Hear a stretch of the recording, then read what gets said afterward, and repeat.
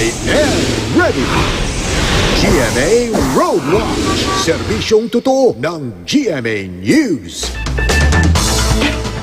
Alamin natin ang sitwasyon ng trapiko sa ilang pangunahing lansangan. Narito po ang live na kuha ng GMA Road Watch sa EDSA Cubao. Mga kapuso, yung nakikita nyo po sa kaliwang bahagi ng inyong TV screens, yung gumagalaw pa po yung mga sasakyan, yan po yung papunta ng monumento.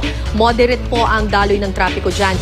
Kumpara naman doon sa nakikita ninyo sa kanang bahagi ng inyong TV screens, yan po yung southbound na nakikita nyo po, standstill na yung mga sasakyan. Mabigat po ang daloy ng trapiko ng mga sasakyan dyan po sa EDSA papunta po sa Makati, sa Magallanes at iba pang mga lugar sa South.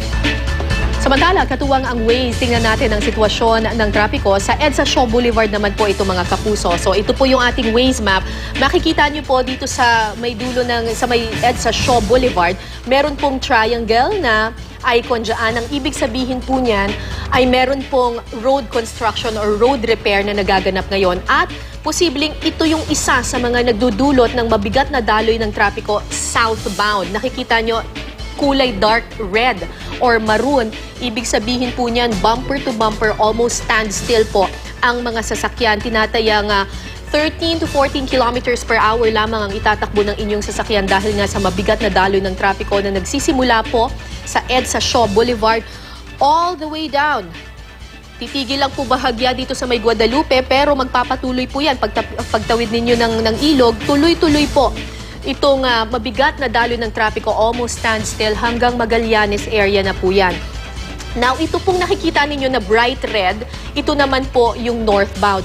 Gumagalaw po yung mga sasakyan, tinatayang mga 35 kilometers per hour ang itatakbo ng inyong sasakyan. Pero ganun pa man, heavy traffic pa rin po sa northbound ng EDSA. At manggagaling po itong trapiko na to. Naku mga kapuso, mahaba po. Tingnan nyo naman po yung Ayala, talagang yung buong intersection ng Ayala, doon sa yung mismong Ayala Road at yung mismong EDSA, northbound and southbound, it's all red or dark red. Ibig sabihin, mabigat po ang daloy ng trapiko sa lugar na yan. Tingnan naman natin ngayon ang report ng ating Wazer sa Osmeña Highway. Ito pong red na lane na nakikita niyo, yan po ang papunta ng Makati at Magallanes. Mabigat din po ang daloy ng trapiko dyan. So, mga kapuso, konting pasensya lang po. Pati po yung northbound ay mabigat din po yung magiging daloy ng mga sasakyan dyan.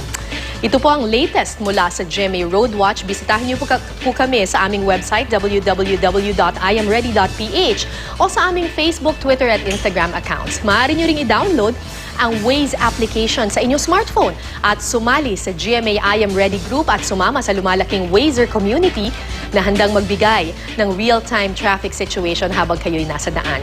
Magplano para sigurado, I Am Ready, serbisyong totoo ng GMA News.